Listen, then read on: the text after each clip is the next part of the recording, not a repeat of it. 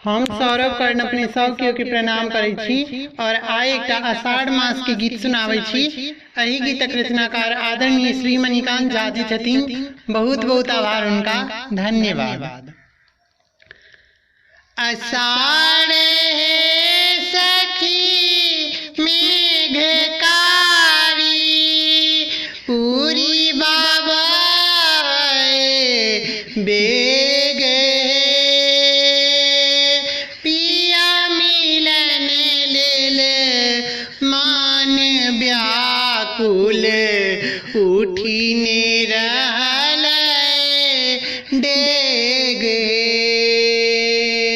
पिया मिलन लेल मान व्याकुल, उठिने रहल डेग।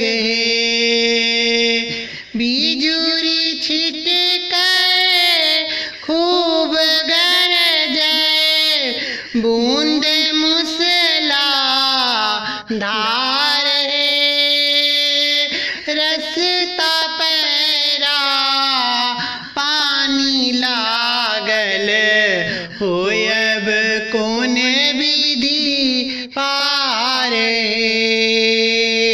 रस्ता पैरा पानी लागल, होयब कौन विधि पार।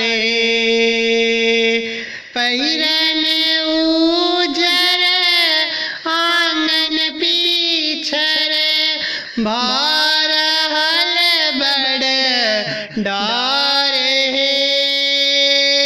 दलान पर अछि भीड़ लागल, निसक के नहीं गारे। दलान पर अछि भीड़ लागल, निसक के नहीं गारे। मदन वेदन भेलते हन, लागी गेलऊ चाटे। मन अहुरिया काटी रहल, मिलन केर नहीं बाटे।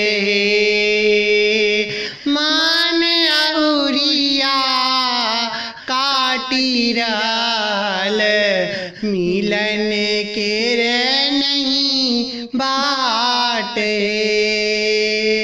भनहि मणिकांत सुनहु सुंदरी, बैसी राखू धीरे।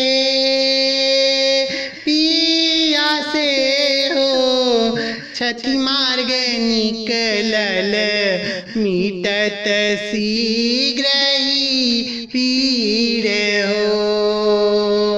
पिया से हो छठी मार्ग निकलल, मिटत शीघ्र